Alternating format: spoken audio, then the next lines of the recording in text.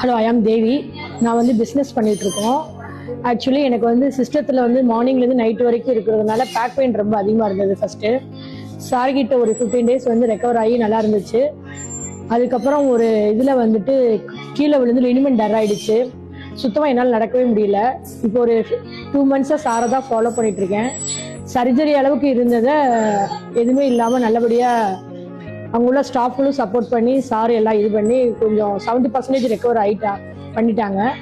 ஓரளவுக்கு surgery fear இல்லாமல் பிசியோலே sir வந்து மெடிசனும் இல்லாமல் சைட் எஃபெக்ட் இல்லாமல் பண்ணுறது பெரிய ப்ளஸ் பாயிண்டாக இருக்குது. என் பேர் சுப்பிரமணியன்.